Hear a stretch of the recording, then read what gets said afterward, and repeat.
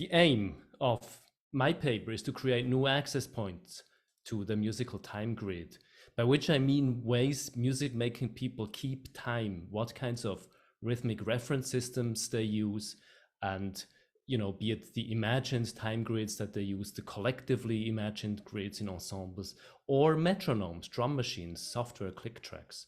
I hope to sensitize listeners to the significance of time grids, especially in their political dimension, which I define as the traces of struggles, of exclusion and otherwise, and imbalance of the past that we as listeners can actually read out of any musical piece's time grid, given that we, or I as a listener, also bring tools and knowledge with me that enable me to close read those time grids, such as personal timekeeping experience, historical knowledge, and contextual knowledge. With this, we can begin to retroactively rethink our technologies of musical timekeeping, and this is what I would like to do today. So I'm first gonna just trace the technologies of time grid, how that is a process of imagining a pulse and then actualizing it in time, then move on to the metronome that is basically making salient for the first time in sound this actualization, and then bring you two very short case studies to make my case. So timekeeping technologies in pre-industrial societies are social devices because they enable organization of human beings to move, work, pray, and live together. Among these devices, I also count the atan of the mosque and the bells of the church, just for two examples. On a much smaller scale, there is music making in West African society as well as in European societies and monasteries, among many others.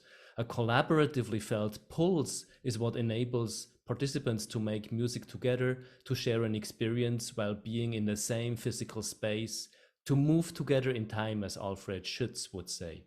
Victor Kofi Agawu demonstrates how for highlife music in the 1920s in Ghana, the dancers will often realize the main regulating pulse, with the musicians realizing patterns that move around the main pulse.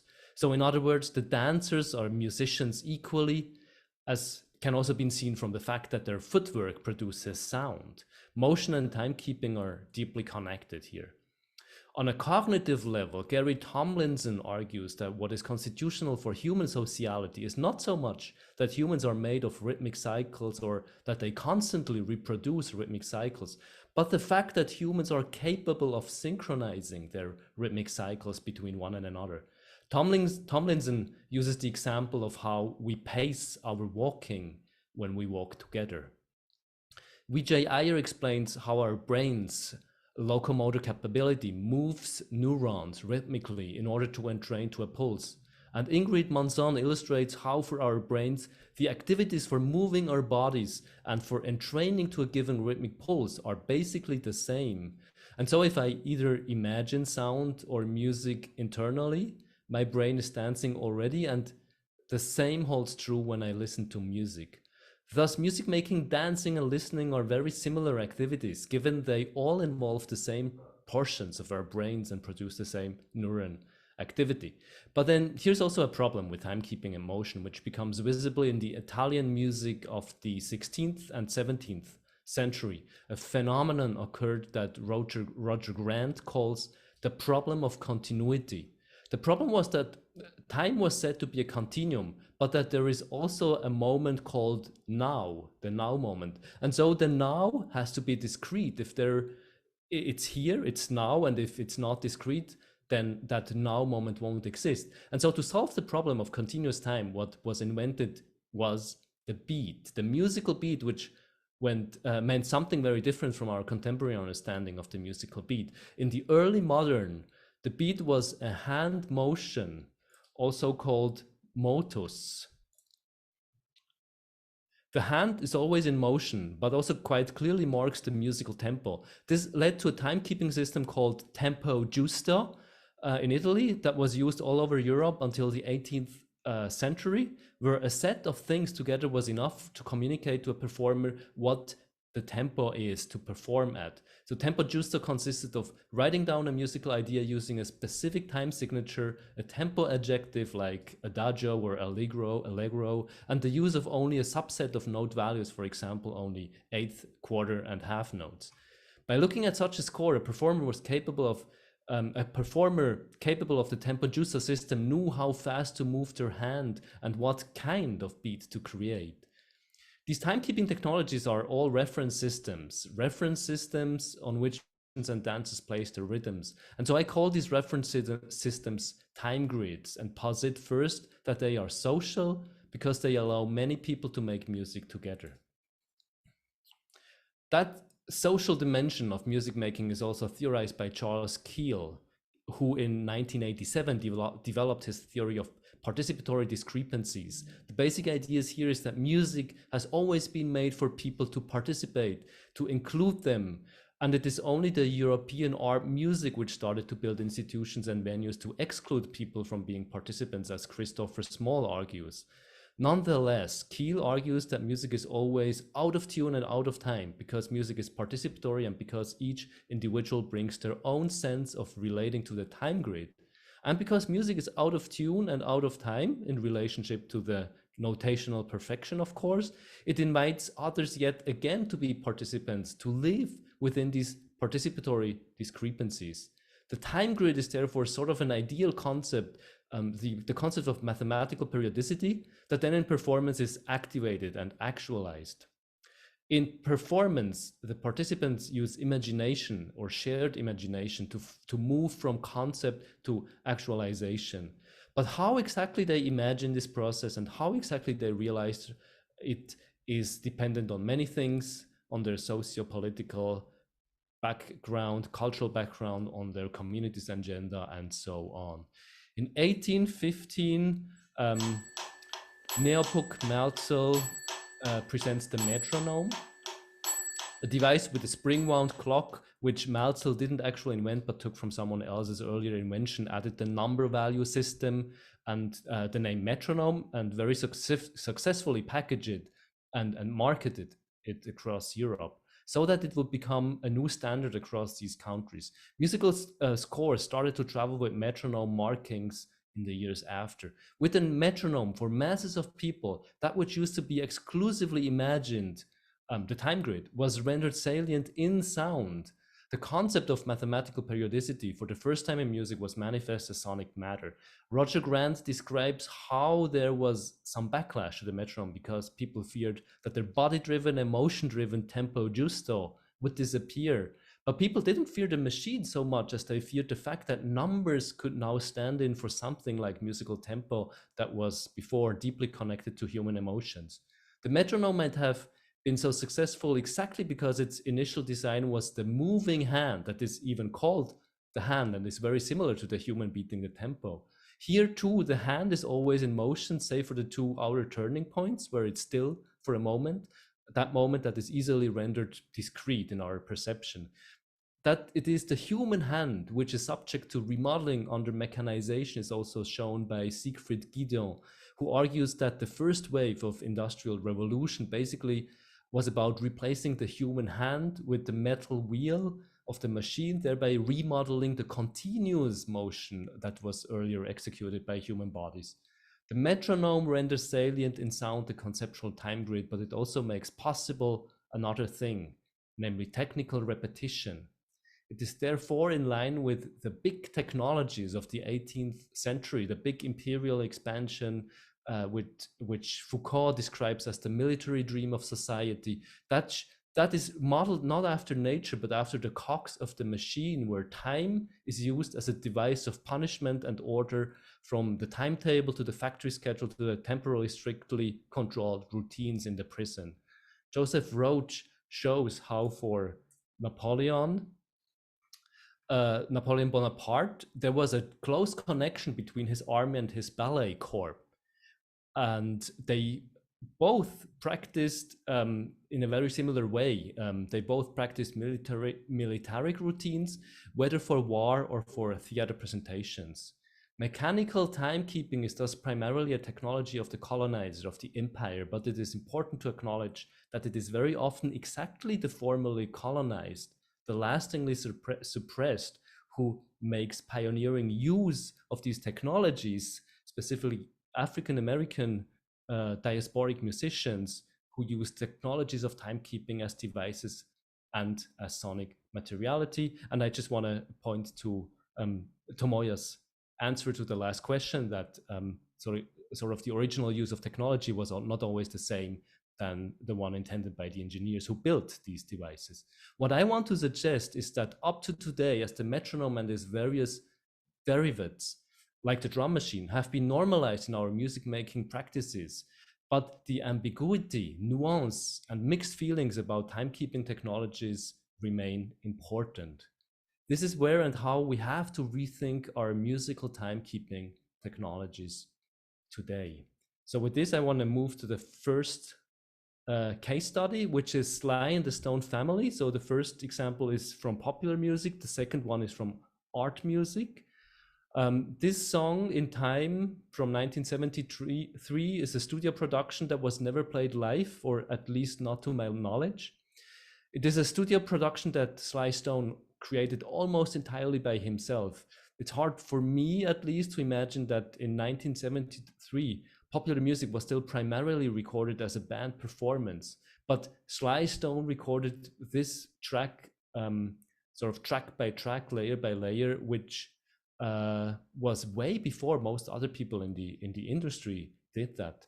Miles Marshall Lewis, in his 2006 book, There's a Riot Going On, describes how that might have happened, not only because Sly Stone was capable of playing all the instruments by himself, but also because he loved to work with a drum machine.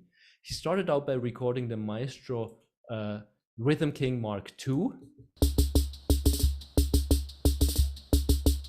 that played the beat and laid out the rhythmic foundation of the track. Then layer by layer, he would record all other instruments and vocals, adding one instrument at a time. For this specific song, he then hired session drummer Andy Newmark to play along or against both the drum machine and the other already recorded voices at the end of the process. And just want to play you the beginning of the song. I'm sorry.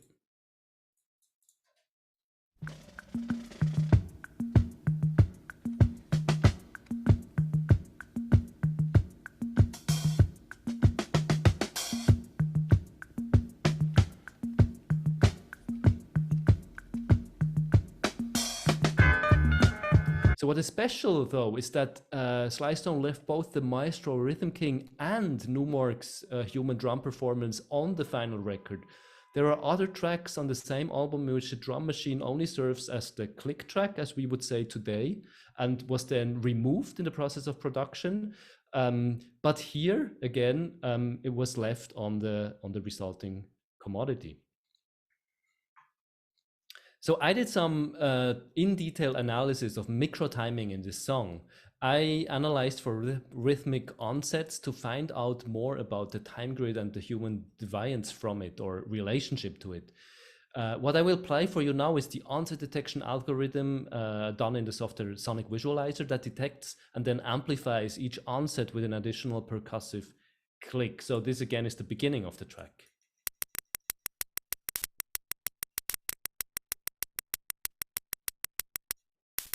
And this is a later moment in the track, the chorus.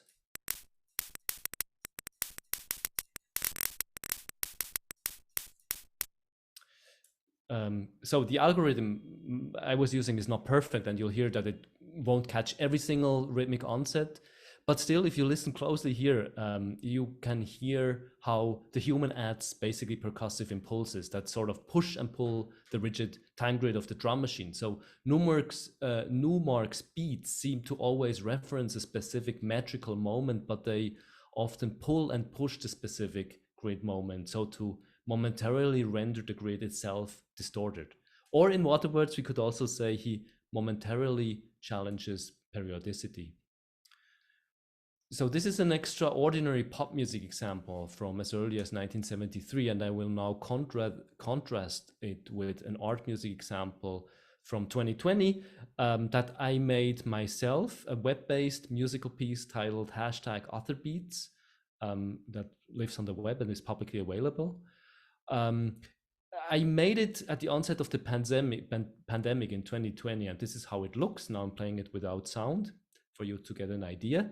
2020 was a year of accumulated crises of sociality that surfaced through the Black Lives Matter protests in the US and around the globe, the US presidential elections, the pandemic. And I was living in the US at that time, so I composed a piece consisting solely of participatory audio recordings that I crowdsourced from amateurs. I prompted participants to record rhythms at home during the first lockdowns and then sent them to me, and I arranged them and made them playable and navigable on a web-based musical piece that basically is a website.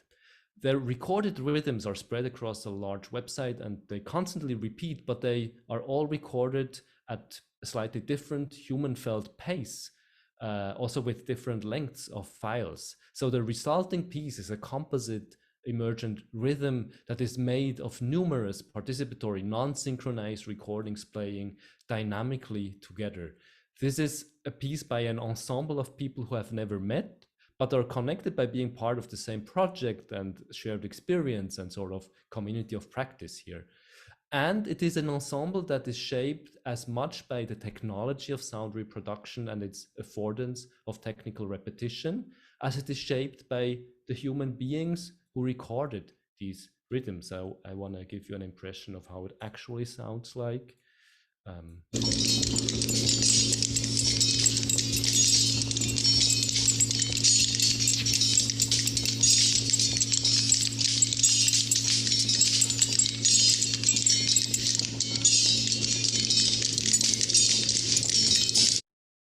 This means in #OtherBeats, as much as in Sly Stone's song, the time grid and the timekeeping technology remains ambiguous between human and machinic. In both cases, timekeeping escapes any easy definition or classification. In both examples, the technology of timekeeping partially shapes the sonic matter and the sonic result.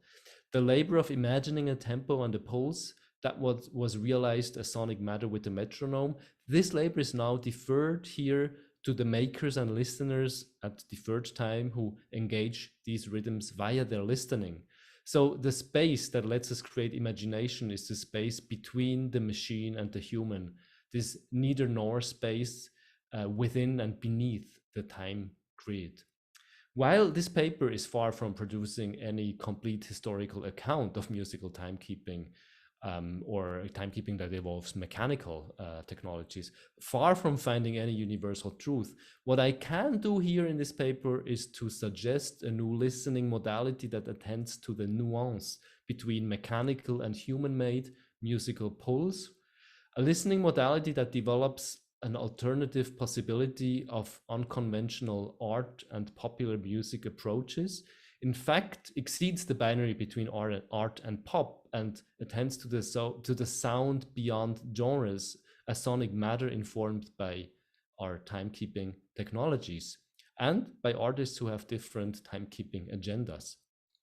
I put forward a notion that proposes timekeeping in music as ultimately human and social, done by several humans together or together at deferred times with the help of music technologies. No matter what the devices and technologies involved are, of course, they are made, negotiated, and trained to, danced to by humans, whether or not the present pulse is metronomic or human-made in its nature. That attending to the nuance between metronomic and human musical time is important as it exactly is this in-between space where ideas about rhythm and sociocultural background becomes audible.